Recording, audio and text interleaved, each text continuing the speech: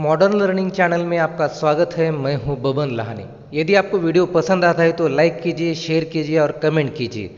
और यदि आपने अभी तक अपना चैनल सब्सक्राइब नहीं किया है तो प्लीज़ आज ही चैनल को सब्सक्राइब कीजिए और अपने ज्ञान को अद्यतन कीजिए। दोस्तों, हमारा आज का पाठ है सीबीएसई की 9वीं कक्षा का नारा लेखन। लेखन विभाग के अंतर्गत यह इसी वर्ष पाठ सम्मिलित किया गया है।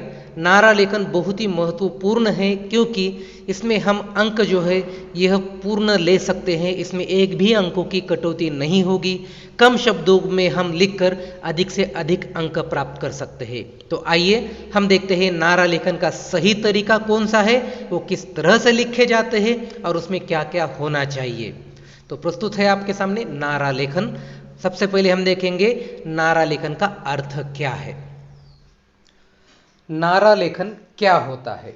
नारा राजनैतिक, वाणिज्यिक, धार्मिक और अन्य संदर्भों में किसी विचार या उद्देश्य को वारंवार अभिव्यक्त करने के लिए प्रयुक्त एक यादगार आदर्श वाक्य या सूक्ति है। नारा का शाब्दिक अर्थ है उद्घोष। इसे अंग्रेजी में स्लोगन कहते हैं। इसे हम प्रचार वाक्य या नीति वचन भी कह सकते हैं। नारा लेखन एक रचनात्मक अभिव्यक्ति है। नारा एक लयबद्ध, जोर से बोले जाने वाली तेज आवाज या ध्वनि होती है जो लोगों में जागृति, उत्साह, उमंग या जोश बढ़ाती है।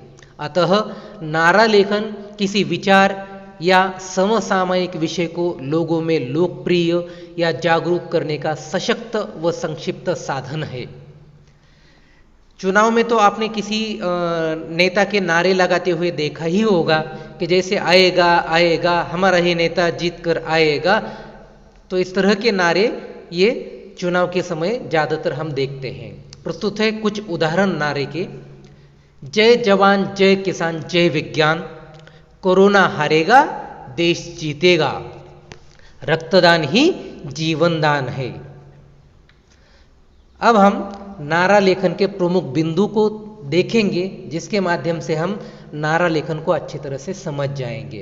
तो सबसे पहला बिंदु है नारा लेखन 20 से 30 शब्दों में लय व तुक के साथ प्रभावशाली होना चाहिए। मतलब कम से कम शब्दों में अधिक से अधिक प्रभावपूर्ण उक्ति हमें तैयार करनी होती है, वाक्य हमें तैयार करना होता है जिसमें यमक अलंकार भी होता है कि शब्दों को हम लय में बांधते हैं। उसे एक तरह की तुक उसमें होती है, राइमिंग वर्ड्स होते हैं। दूसरा है छात्रों को नारा लिखते समय अपनी सृजन कला तथा रचना कौशल का पूरा उपयोग लेना चाहिए। मतलब अपनी क्रिएटिविटी और अपने स्किल का पूरी तरह से उपयोग करना चाहिए। तीसरा है नारा लिखते समय शब्दों का चयन व आपसी तालमेल का ध्यान रखना चाहिए। तो शब्दों का चयन बहुत ही अच्छी तरह से करना चाहिए। ऐसे अटपटे शब्दों का चयन हमें नहीं करना होता है। चौथा है नारा विषय से संबंधित होना चाहिए। नारा सब्जेक्ट रिलेटेड होना चाहिए। हमेशा विषय से संबंधित ही होना चाहिए। विषय को छोड़कर कोई अन्य बातें नहीं होनी चाहिए। पांचवा है नारा लेखन में मौलिकता व आकर्षण होना चाहिए। मतलब नारा लेखन जो भी होता है, हम नारा तैयार करते हैं तो वो ओरिजिनल होना चाहिए, मौलिक होना चाहिए और आकर्षक, अट्रैक्टिव भी होना चाहिए। आगे का है नारा लेखन में रचनात्मकता का भी स्थान होना चाहिए। मतलब नारा लेखन में क्रिएटिविटी होनी चाहिए, एक तरह की रचनात्मकता होनी चाहिए। दोस्तों, प्रस्तुत है कुछ नारा लेखन के उदाहरण। जल संबंधी, जल संरक्षण संबंधी नारा लेखन के उदाहरण इस तरह से हैं। जल है तो कल है, पानी का तुम जानो मोल, पानी है सबसे अनमोल, जल ही जीवन है।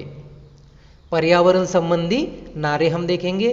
वन रहेंगे तो हम रहेंगे, पेड़ लगाओ धरती बचाओ, वनों की सुरक्षा जीवन की रक्षा। सड़क सुरक्षा पर नारे। नजर हटी दुर्घटना घटी, दुर्घटना से देर भली, सतर्क रहें सुरक्षित रहें, दुर्घटना से रखनी दूरी है तो हेलमेट सबसे जरूरी है, न करे सड़क पर मस्ती क्योंकि अपनी जान नहीं सस्ती।